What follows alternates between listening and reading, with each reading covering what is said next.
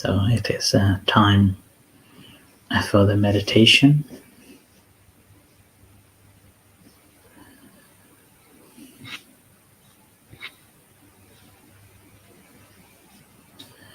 So in the practice of a meditation, I would like everyone to sit in a comfortable position.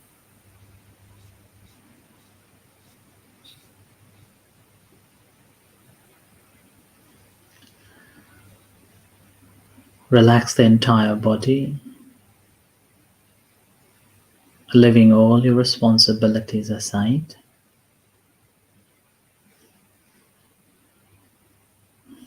And imagine that you are sitting in front of the mirror looking at your sitting body.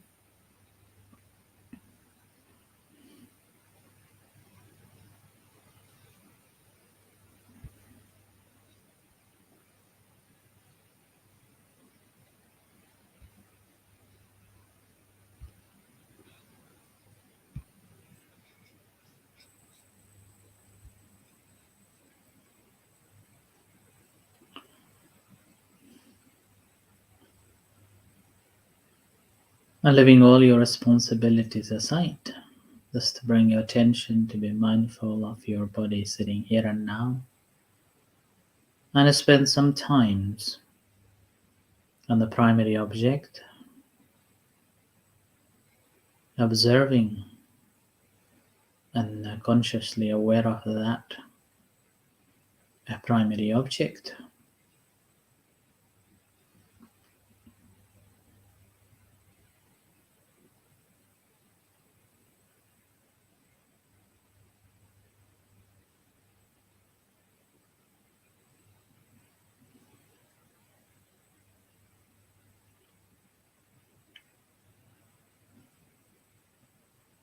So consciously aware as it rises, it is rising, as it falls and falling. So rising, falling, or breathing in, breathing out.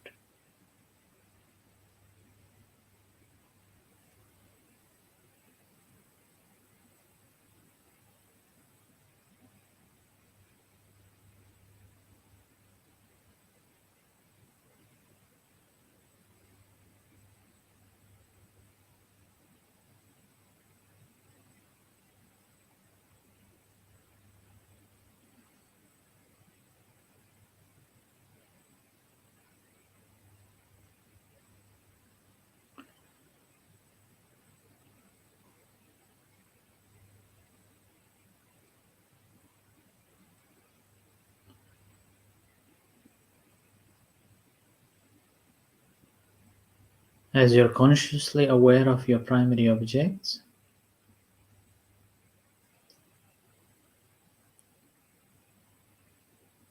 thus extending that awareness to the entire body. When breathe in and breathe out takes place, experiencing the entire body. Breathing in, experiencing the entire body. Breathing out, experiencing the entire body. Or if you are observing the abdomen as it rises, aware of the entire rising of the entire body. When it falls, aware of the falling, the contraction of the entire body.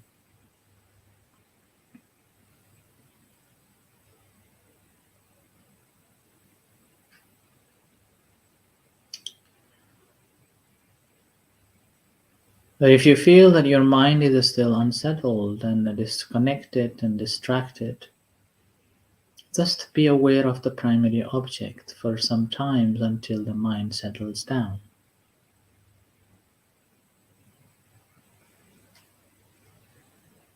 And try to learn that when the breathing in and breathing out takes place, where else that you can observe the sensations or rising and falling of abdomen, observing the process of the rise and fall.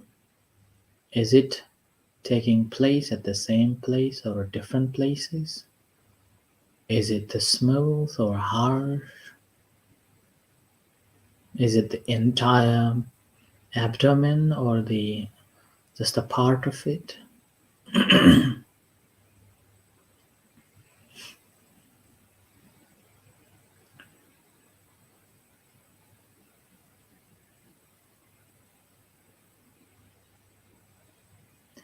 So try to be mindful of the beginning, a middle, and end of this process.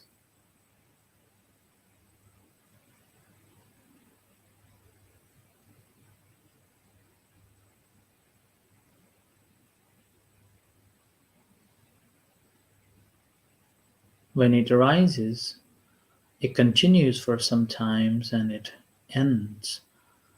And after the end, there is a pause or a stop, and then again it starts to fall, and there is a continuity of a falling and end of it. Similarly, in the breathing in and breathing out, there's a beginning and middle and the end of the process of incoming breath and outgoing breath.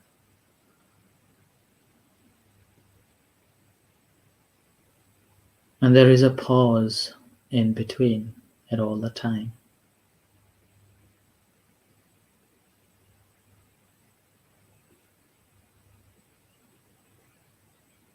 So be mindful of those process, a beginning, middle, and end, and a pause, and then again a beginning, middle, and the end, and a pause. The cycle.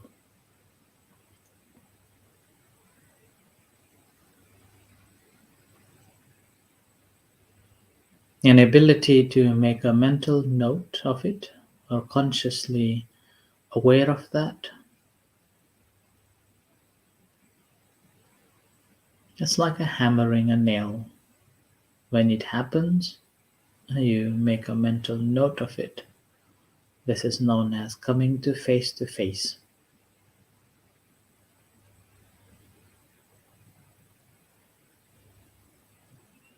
a non forgetful state of the mind.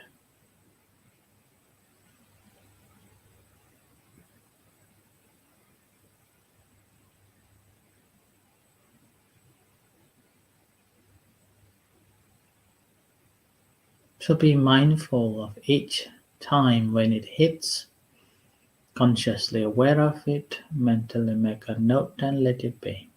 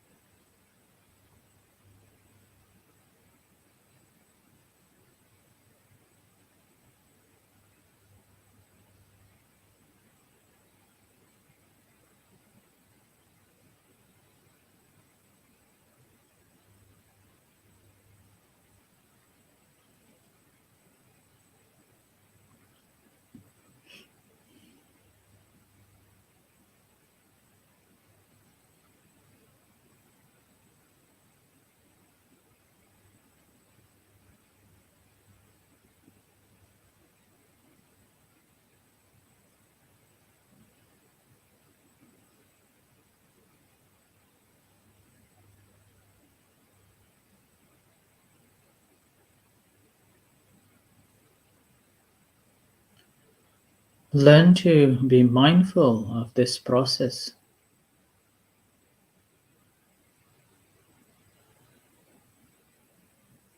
And when you are observing it, you will be able to recognize the difference between a rise and fall or incoming breath and outgoing breath, you see that there will be a different each time when it comes in and goes out, rises and falls.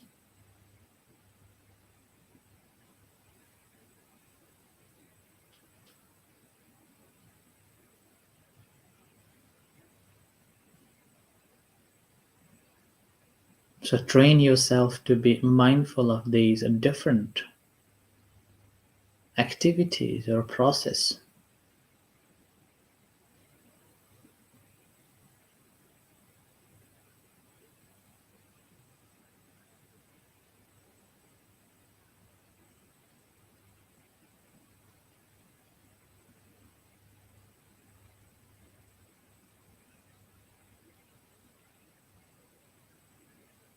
And you will be able to distinguish the different breaths, different rise and falls.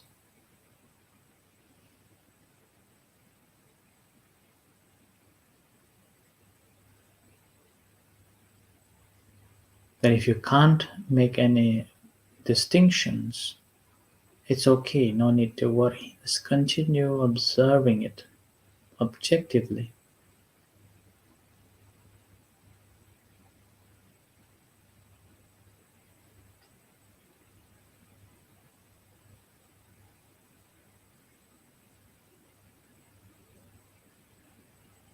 But if you have developed your awareness good enough, then you will be able to distinguish the different breaths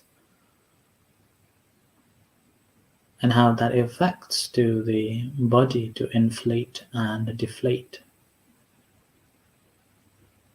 So ability to experience the entire body along with the breath coming in and going out, the rising and falling of abdomen.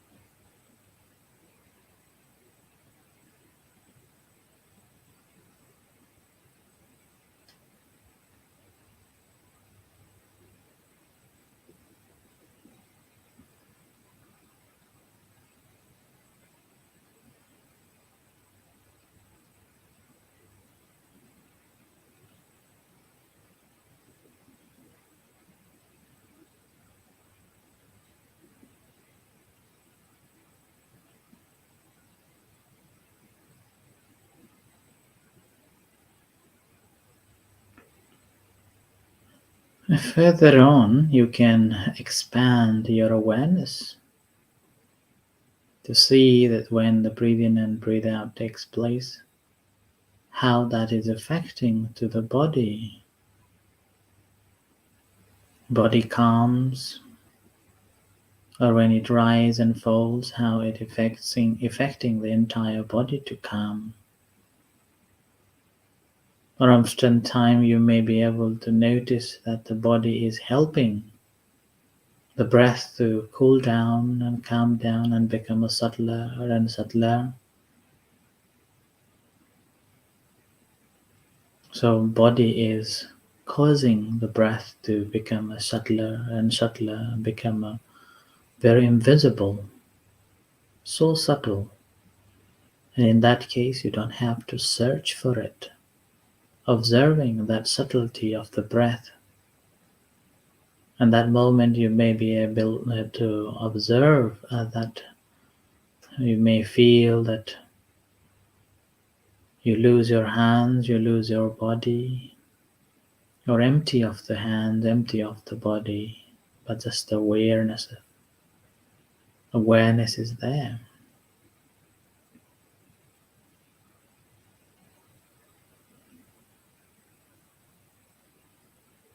So in a practice, as the mind settles gradually, that settle down, and the subtle experiences will come, and you will be able to experience it. And in that moment, all you need is conscious awareness of it and making a mental note. If possible, naming it. If not, then simply perceiving it as it is.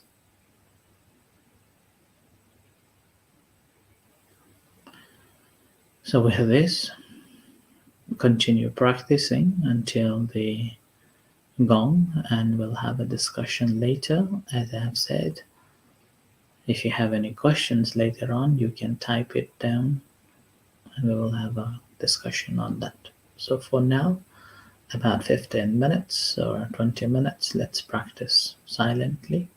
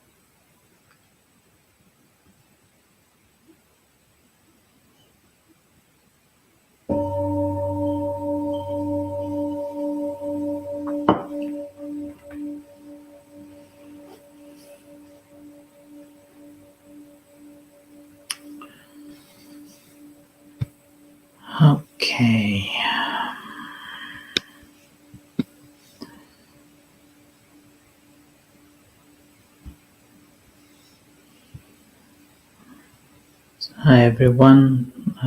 So this is the time for the discussion.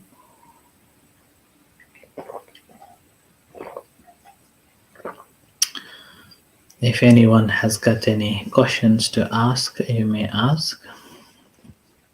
You can type it here. Hello, Bizya Lasmi. Uh, I haven't seen anything so far. Okay.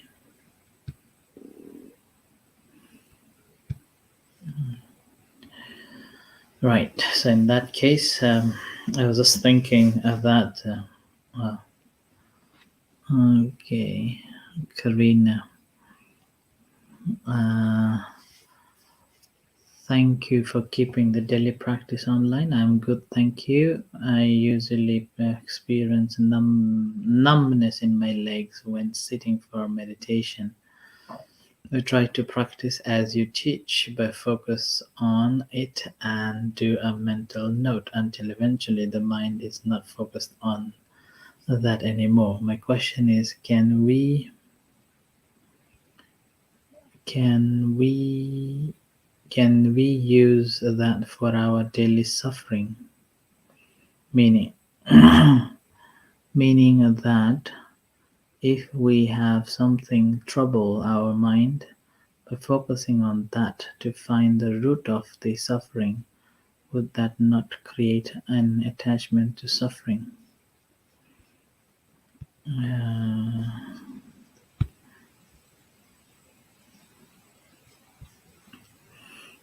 okay.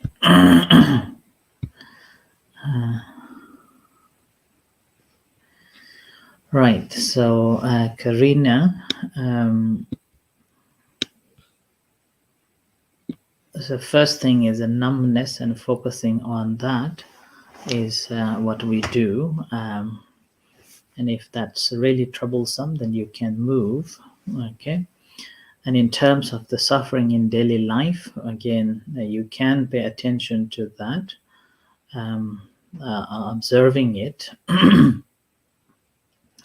And in terms of try to find the root cause of it, initial stage is to observe that numbness or the suffering or that experience of troubles. When we are observing that troublesomes or problems at that moment, normally we are trying to analyze anyway. That is the main reason why we become more troubled. So what we normally do is, for the moment, we leave that troubles aside and try to bring your attention to be mindful of your body sensation. What is the chemical change takes place when you are having those experiences? So rather than thinking of that subject or that issue, you are coming to connect with your body, and by observing your bodily sensations, but observing it. So disconnecting the issue, you're connecting to your body, and as you're connected to your body, uh, and gradually the sensations will different, and then gradually that will link to your feelings, and then that will link to your emotions, and further on that will link to your mental activity. So that's how you're going into the root, how you are feeling towards that issue, rather than trying to think of that issue. So we're basically changing our perception to that issue, rather than we are thinking of that issue. And normally, the person who doesn't practice, we take that issue in their self and then thinking of that. So normally we're channeling the outside towards that issue, rather than thinking of what am I feeling, what is my perception, what is my attitude to it. So practice makes us to coming back to ourselves, so-called coming to our senses, and understanding it, feeling, emotion, and our reaction or our relationship with it. And by doing so, and gradually we become disconnected with that issue, and with that disconnection, we can look at that object, that issue, in a very objective way. And by observing it in an objective way, will help you to understand the cause and effect of that issue, that trouble, that suffering. Yeah? So, although suffering is inevitable, there will be, and trouble is also inevitable, there will be. The matter of our perception and our engagement with it. So, the practice of meditation will help us to withdraw our sorry, withdraw ourselves from the issue and looking at it from an observer perspective. Right? And that is the one we need to develop in the practice. So rather than thinking of it, come out. And if you may have, if you remember, I used to give a simile as not having a bath with a dirty water. Yeah? And so we just need to come out from that bath and see that this is a dirty water. Unless we come out and we, only then we see it. Otherwise, we will still be having a bath with the dirty water, thinking that I will be cleaned. So the practice makes us to see that and then come out from that bath and clear. Okay.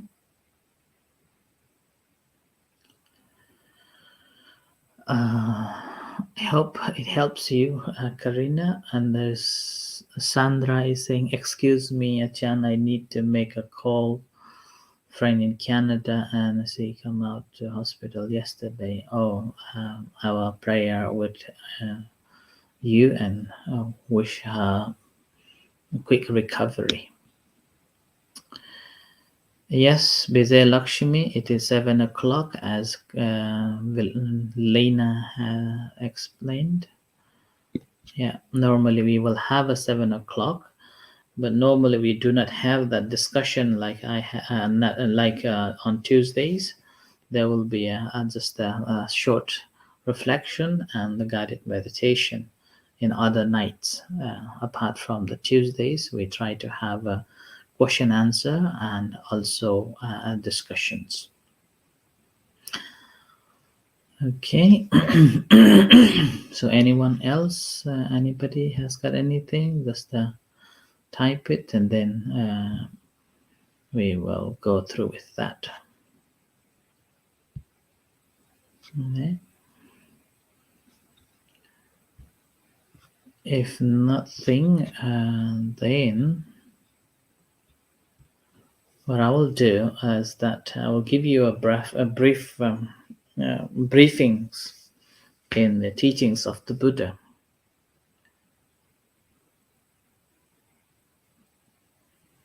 Oh, okay. So Lena is asking, is it okay or not okay not to tell truth in extreme circumstances?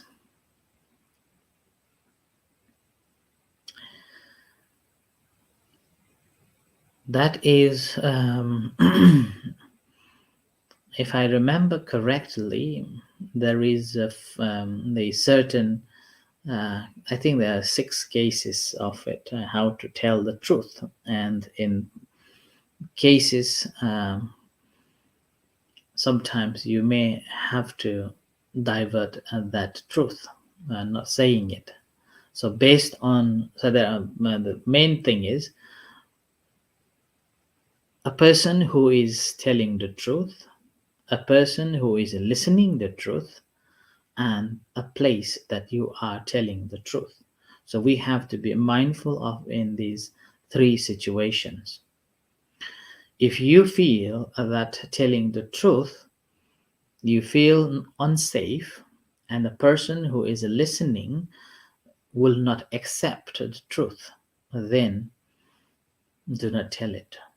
Do not tell. Do not say it. And then You feel safe. Person is a person or a person who is listening is ready to listen, but the situation is what's called unsuitable, then should not tell. Better silent. And a person, you feel safe. You have a truth. Person is ready to listen. Situation is good. Then again, think twice.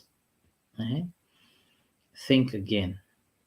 And when you are saying it, you need to be very mindful that what is the reason you are saying it. So you are saying, if you are saying with a metta, just to warn or just to let that person realize the truth, then say it. Okay? But if that is causing a trouble or that may cause a trouble, then do not say it. Mhm.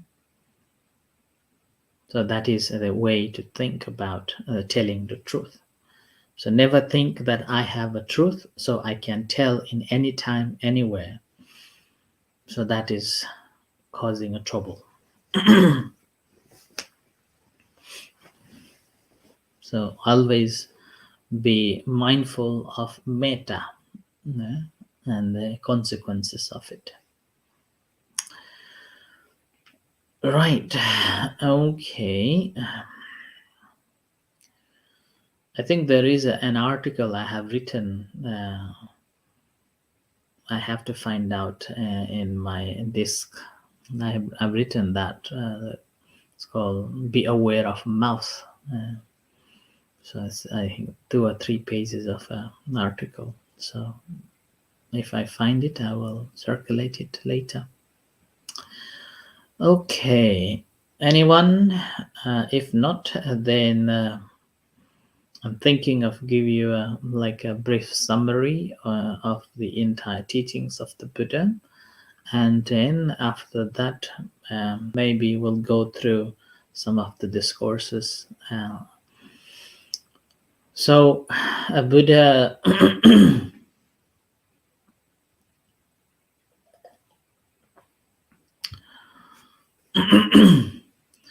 The Buddha, after 45 years of a teaching, he entered the Parinibbana. And after he's entered the Parinibbana, having heard that he has entered the Parinibbana, waiting for the cremation, there were already few monks started to rejoice that now on nobody is going to control, nobody is going to tell us off, so on. And having seen that, one of the senior monks felt very sad and reflected on that. So he decided that we must do something before any other impurities added in the teachings of the Buddha. So after the cremation of the Buddha, immediately the senior monk invited the very senior learned monks to have a council. So the meeting and the rehearsal, the entire teachings, and whoever remember and checking that authenticity. And after that council, several councils took place over the period of a time, and all those councils recited the teachings of the Buddha and finding the authenticity of it.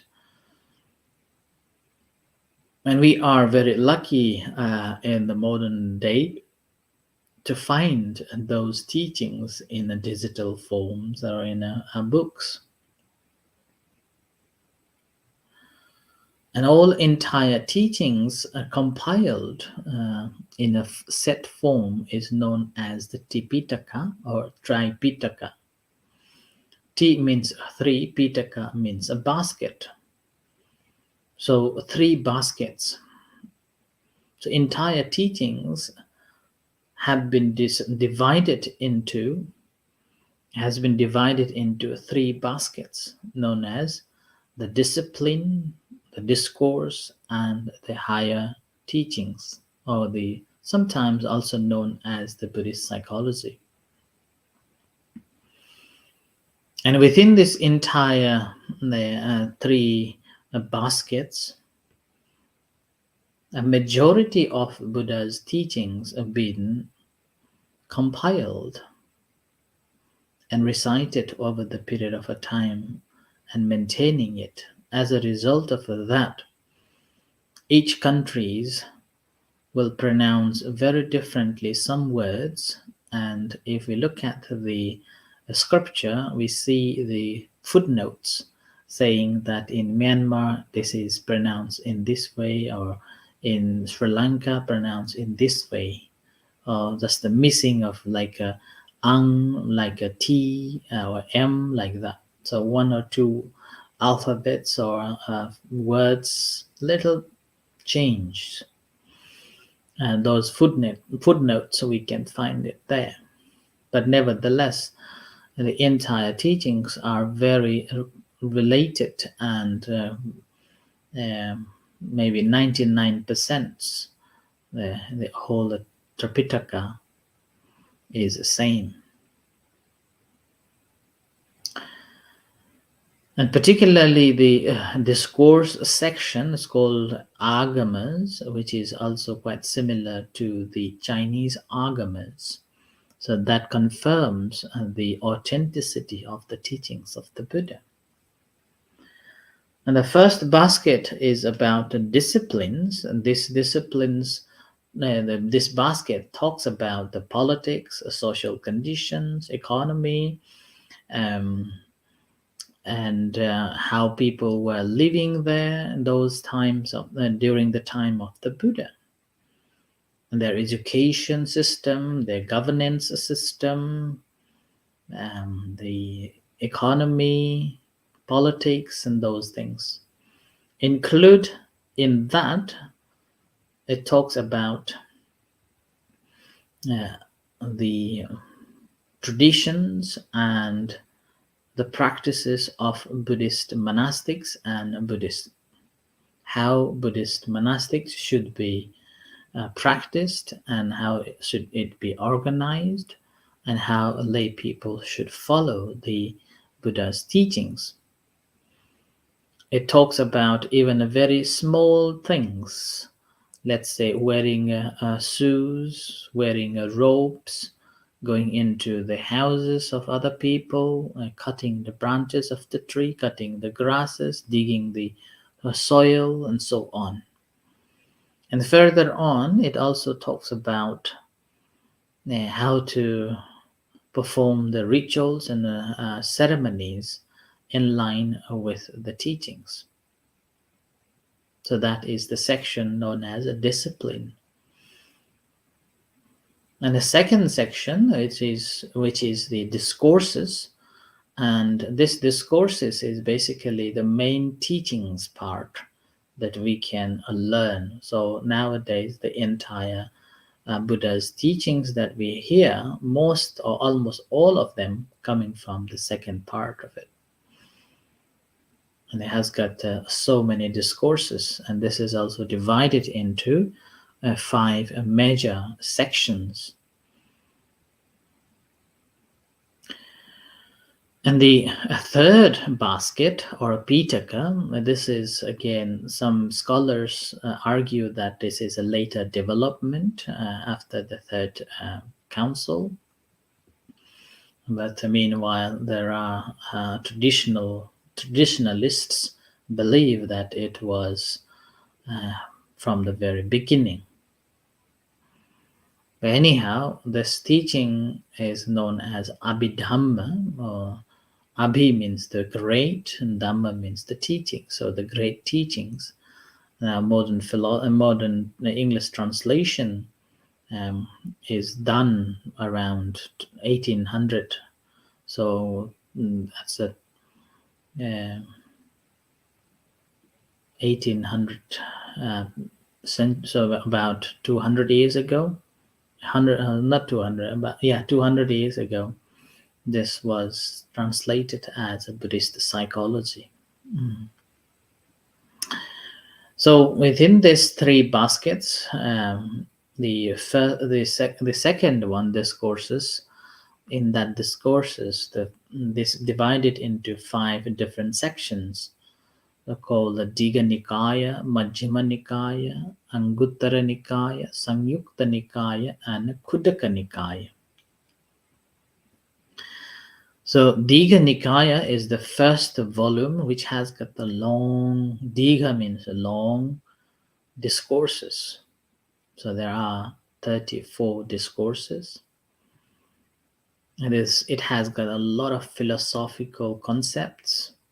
The belief in those days and how Buddha uh, discussed about it, and how he convinced other believers and refuted those theories and like that. So this is, if someone is really interested in a philosophical debates or philosophical studies in the Indian continent in those days, then you should read this section of the Nikaya, the long discourses.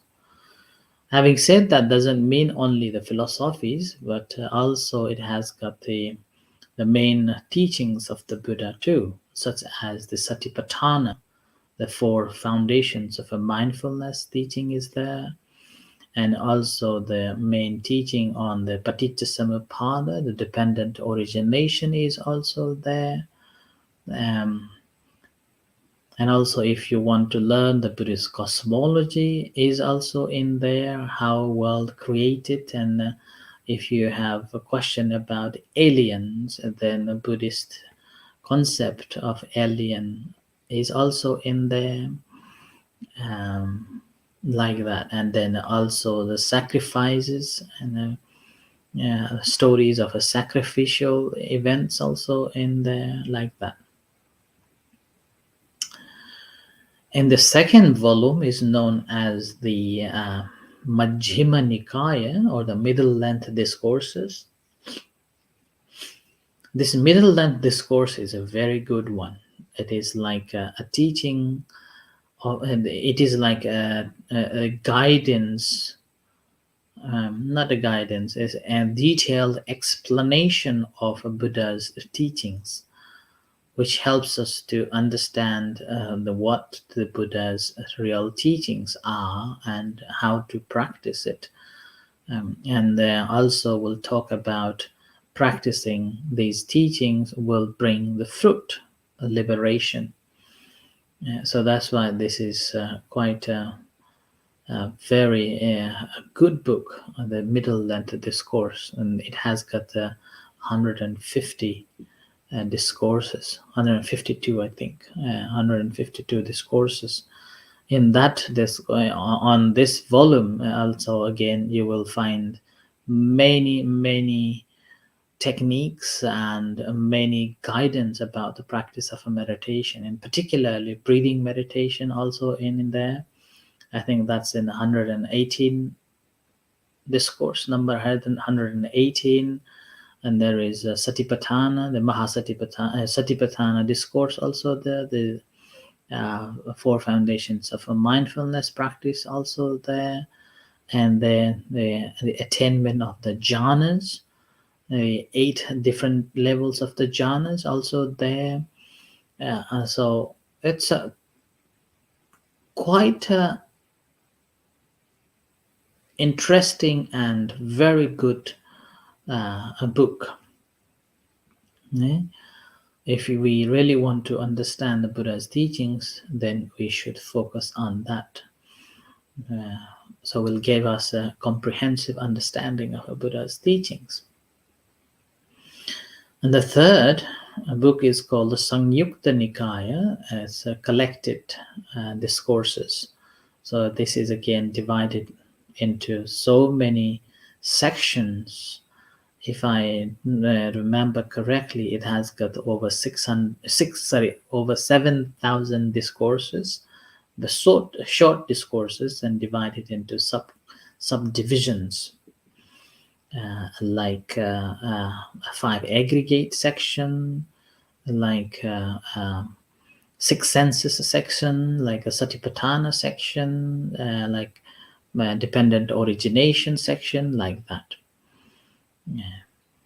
And then the 4th discourse, so the 4th volume is called the Anguttara Nikaya. It's called a numerical. And here again, this numerical, the entire teaching's been compiled in a way that it's easy to remember. So division from 1, like what is a 1, what is a 2, what is 3, like that. The teachings on 1, like the first chapter begins with a man will not will be attracted to the woman, and nothing can be more attractive than a woman. Similar to the woman, nothing can be more attractive than a man, like that. So that's the 1. So that further on goes on to so many discourses, and the particular in this numerical, the book of 4 is very interesting and very good for the households living in a family life. And this book of 4 in the numerical book is very good, good guidance on that. And then the 5th book is called a Khuddaka Nikaya. Khuddaka means the small or minor books. Although it is known as a minor book, it has got about 16 different books. It starts from the small chantings and even the Dhammapada, one of the famous Buddhist books, and one of the most translated in different languages. And this book is also in this section. Kutta Uvi Su Vi Pe Te Te Chani Pa Apu Cha. So these are the 16 books. Kutta, so Khuddakapata, the Dhammapada, the second Udana, what the Buddha was exclamation of the Buddha, and like that, and then the Buddha's Charya, the different Buddhist nuns stories, Buddhist monks stories, celestial stories, and beings, those who were reborn in the hell or below humans stories. It's called a Vimana Vatu, Peta Vatu, and like that. And also, someone would like to know that why Buddhists transfer a merit, and whether the person who passed away will receive merit or not. So this can be find the relevance in relevant stories can be found on this book called the Peta Vatu. Yeah. And similarly, there is called compositions and discussions and like that. There are 16 books. So this is the discourse section divided into 5. And I think I will just give you a test of the first book, the long discourses of first discourse, and that is called the Brahma Jala Sutta. Brahma means the higher beings, higher beings, and the Jala means the net. Sutta is the discourse. Brahma Jala Sutta, and normally it is translated as the prime net or the Brahma net. In ancient Indian philosophy or religion, and even now, The highest form of attainment is called the Brahmana, or Brahma is the creator, and that is the highest state of a human existence.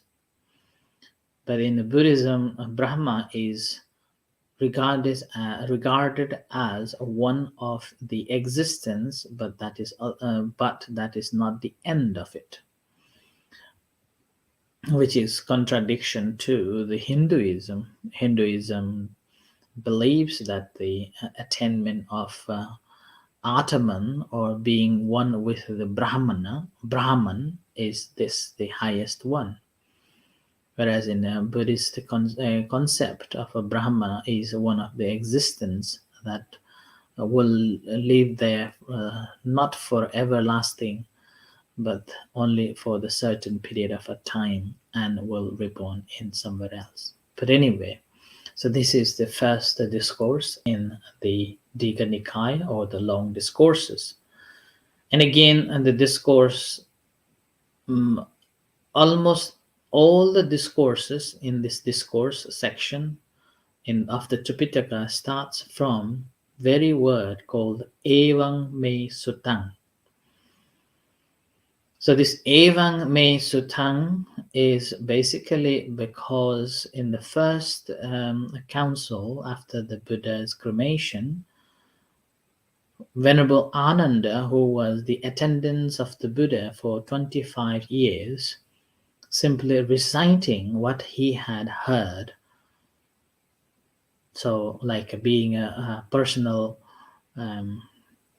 assistant and traveling everywhere with the Buddha, and he is simply presenting what he remembers to the council. And in the council, those who were present, if they see something wrong, then again recite again the correction. And after the council corrected, it was preserved as the discourse. So much of the discourses, that's why, starts off with saying Evang Me Sutang, which means thus have I heard. So the Venerable Ananda, the personal assistant of the Buddha, is reciting in front of the venerable monks on that first council. So thus have I heard, Evang Me Sutang. And Ekang Ekang Samayang Bhagava Antaracha Rajakahang Antarajan Nalandang Adana Maggang Patipanno Hoti Mahata Piku Sankhena Sating Panchamatehi Piku Satehi. So that's again. So Venerable Ananda is giving the place where the story begins. So in saying Ekang Samaya means once upon a time. So Ekang means one, Samayang means the time. And Bhagava here means the Buddha. Antara means in between. Rajagahang and then Nalanda. So there is a city called Rajagaha and there is a city called Nalanda. So in between. So the Buddha was traveling in between, and then this story begins from there. And this Nalanda actually later on developed into the Buddhist university. And from my knowledge, I have read and found that this Nalanda university was so huge that there were about 10,000 students from around the country and also other parts of the world. So students from China, Sri Lanka, even Indonesia, Malaysia, Southeast Asians were living there and studying there. And that complex still exists as a ruined. So now archaeological site is still there. Massive building. Not a building, it's like a complex, a proper university complex. And this university was destroyed around 13th century when the Turk invaded, Muslim Turk invaded India, and that time they destroyed the entire university, thinking that this place is everybody is wearing the same clothes and everybody doing the same thing. It seems like they are training as a soldier, and also they believe a different faith. They don't believe in the creator, the God. So as a result, that this whole university was burned down. And some of the scholars, the main teachers from that university, escaped, and some of them escaped to Nepal, and then through Nepal, some of them went to Tibet as well. And one of the diaries that the Muslim Turk, this a soldier, commander, he wrote in his diary that it took him to burn the library about 3 months. So that many books were there. And so all those destroyed in this Nalanda University. Now this site is still exists as an ancient archaeological site in India. So this is the Nalanda, a place where the Venerable Sariputta was born. Venerable Sariputta is the first-hand monk who normally sits on the right-hand side of the Buddha, who has got the equal knowledge to the Buddha. And the story begins that this Nalanda was the birthplace of the Venerable Sariputta. And after becoming a monk and enlightened, before he entered to the Parinibbana, he wanted to teach the teachings to his mother. So he went back to he went back to his hometown and stayed in his own house. And before his death, he managed to convince his mother about the Buddha's teachings and established her into the Buddhidhamma. And the very moment when he realized that his mother has got the right view, so he entered the Parinibbana. And later on, the Sariputta's disciples gradually came back and stayed in this area and gradually developed into the Nalanda University. Okay. So anyway, so the story here, this is bringing it because it's related here, the place. So in between the Rajagaha and Nalanda, the Buddha was traveling along the road between Rajagaha and Nalanda together with the large venerable monks. And here it says that the 500 mendicants. 500 mendicants. And in that moment, Suppiyo Piko Paribhajako Antaraja Rajakahang Antaraja Nalandang. So in that moment, the wanderer Suppiya was also traveling along that road. So along that road, and the story is the Buddha is at the front, and the 500 monks are following, and then this wanderer named Suppiya is following, and along with the Suppiya, his his disciple also traveling with them too. Okay. Tatra sudhang suppiya paribhajako aneka pariyayena buddhasa awannang bhasati. So in that moment, this wanderer, the teacher of this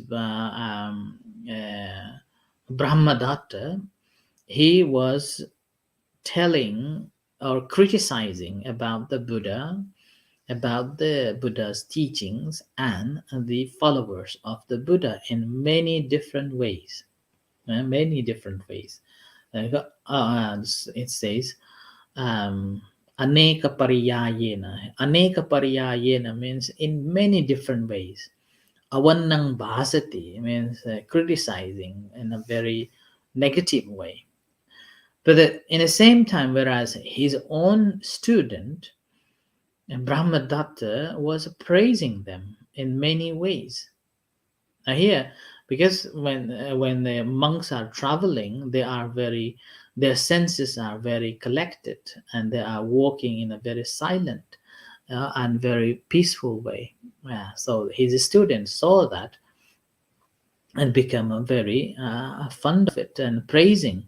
So there were two, and the conflict began between a teacher and his own student. But these two persons do not believe in Buddha's teachings. So this is what we need to remember here. And then, so both teacher and pupil, although they were following the Buddha, and they were having a very contradicting a view within one another. One another.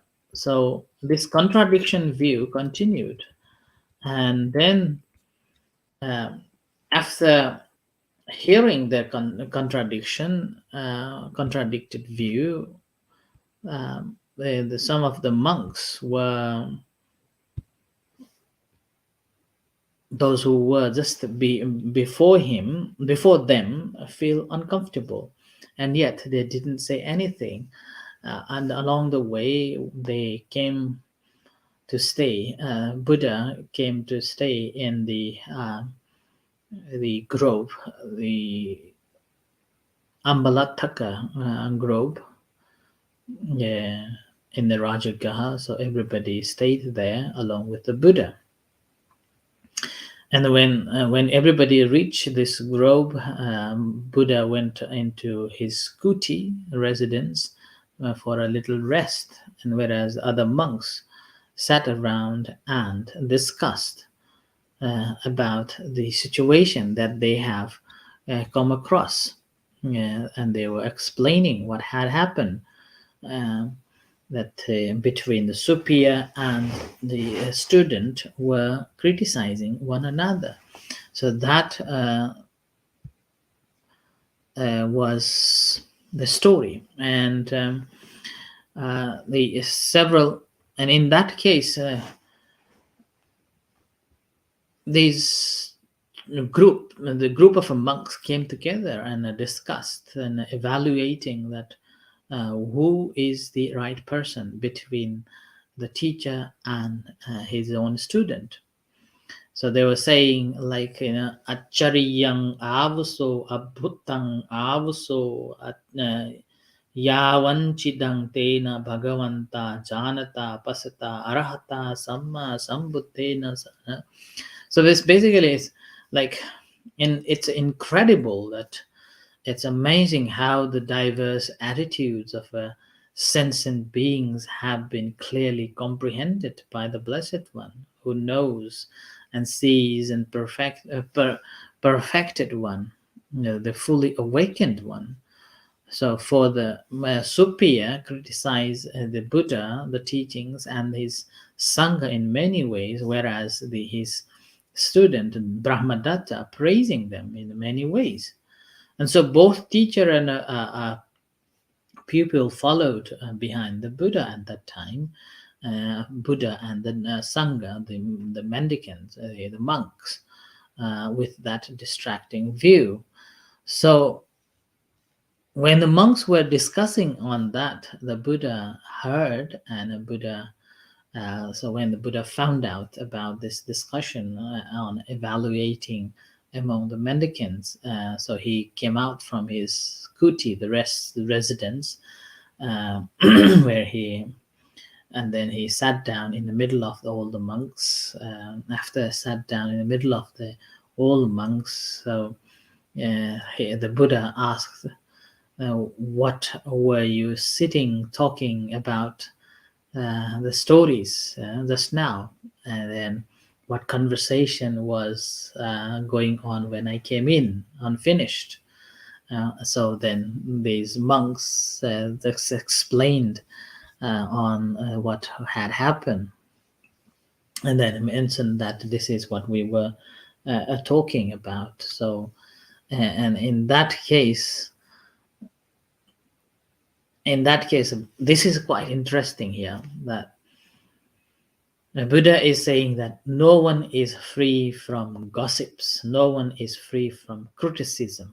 So here, monks, if others criticize me, so basically the Buddha, and criticize his teachings and criticize his followers, don't make yourself resentful, bitter, and exasperated. You will get angry and upset, which would be an obstacle for you alone. So, when we become angry by someone's saying, we, the one who suffers. That's what Buddha is saying about. And others, um, if others were to criticize the Buddha, his teachings, and his Sangha, and when you get angry and upset, so Buddha is basically asking that, would you be able to understand whether they speak well or poorly?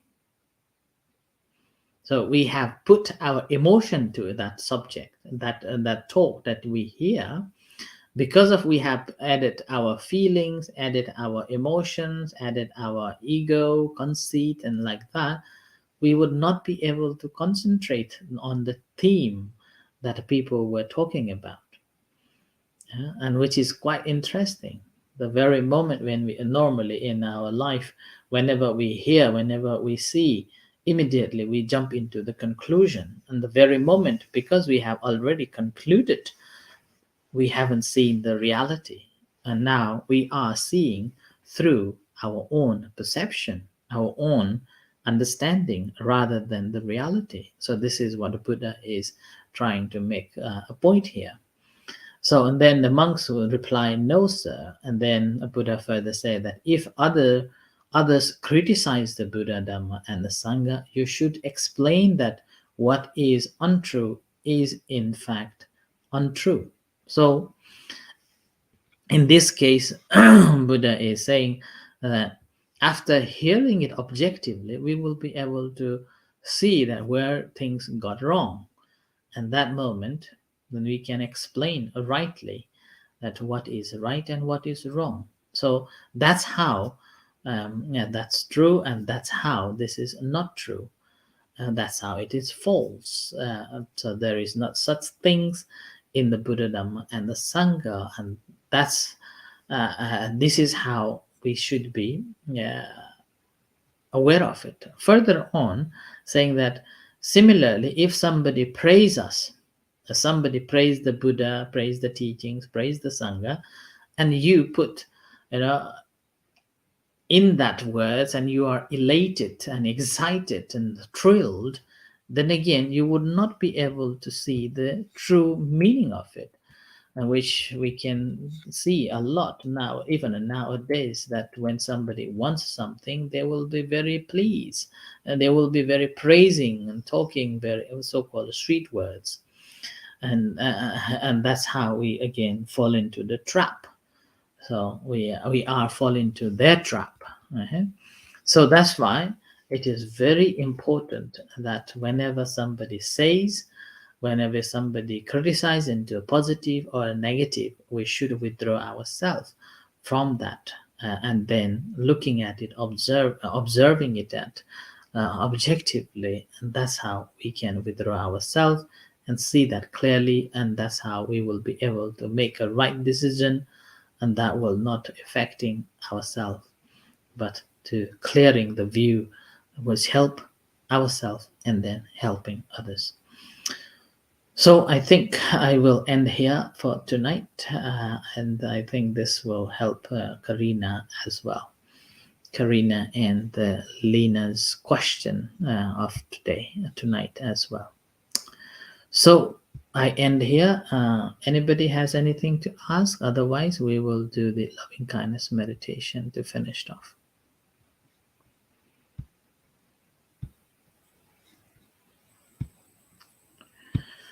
Okay, in that case, let's do the loving kindness meditation.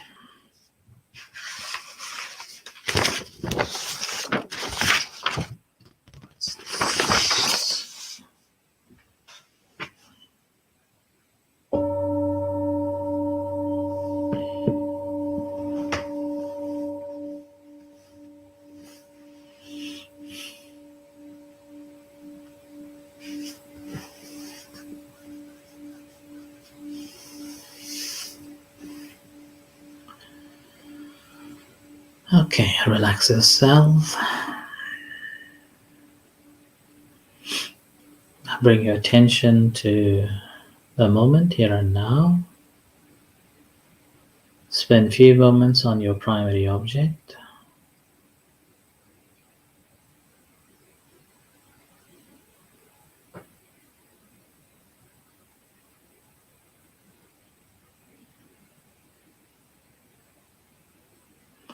And spend a few moments on tonight's discussion.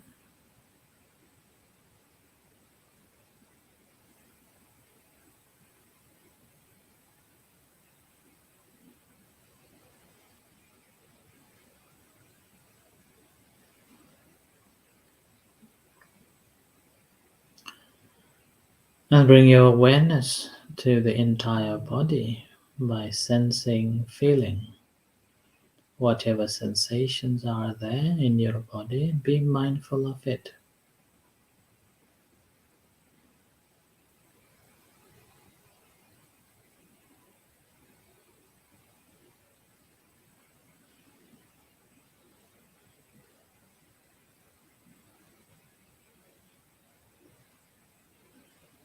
And bring that attention to your hands.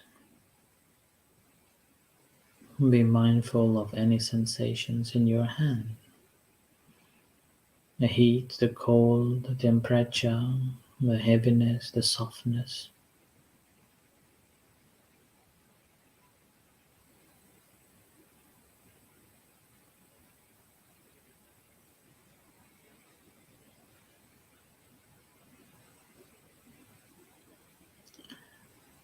And bring that attention to your heart.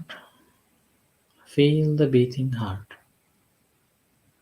You may put your right hand on your heart to feel the beating heart, or you can smile, so physically smiling. So physically smiling will connect with your heart. And as you feel the connection with your heart, generating loving kindness and compassion to yourself, and spreading it to yourself. May I be happy. May I be well and happy. May I be free from suffering. May I be liberated, liberated.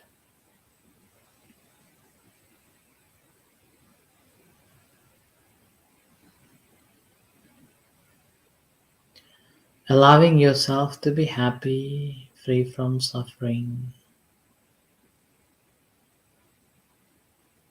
and liberation. Similarly, sharing loving kindness and compassion to all other sentient beings.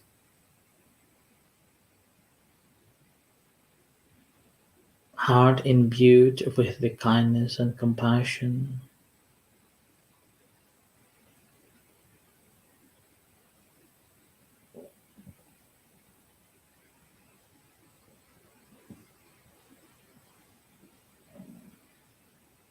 Whatever beings there are next to you, members in your family, in the community, in the country, on earth and in the universe, whatever beings there are, visible and invisible beings, and those who really need it at the moment the most, sharing it to them, wishing them to be well, happy, free from suffering, free from hatred and jealousy, hurtfulness and calamities.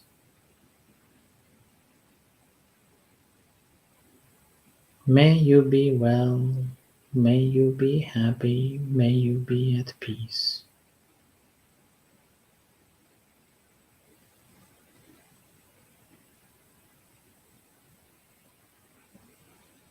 May you all be liberated, liberated.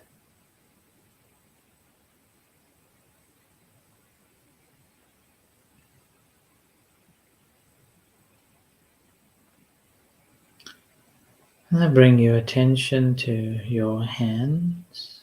Feel the sensations in your hand and to your body. Whatever sensations are there, be mindful of it. And to your body and to your eyes.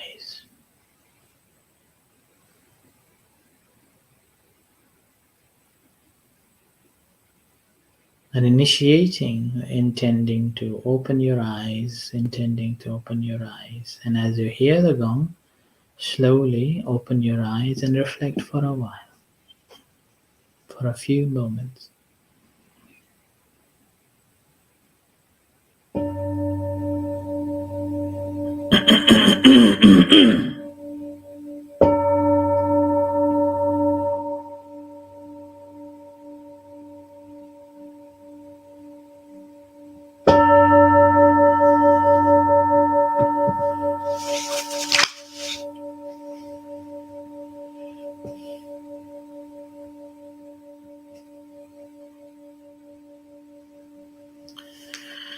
Thank you. Let's pay respect to the Buddha.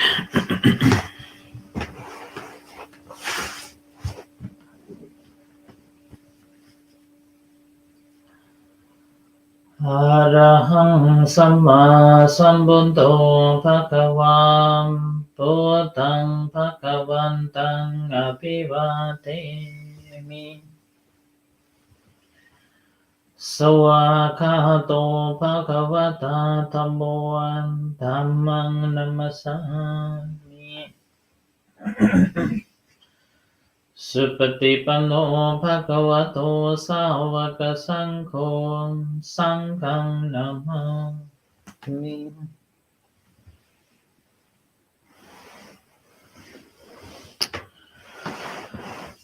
Okay, so thank you everyone. Thank you very much for tonight. And may you all be well and happy and very good evening. We'll see you tomorrow. Thank you.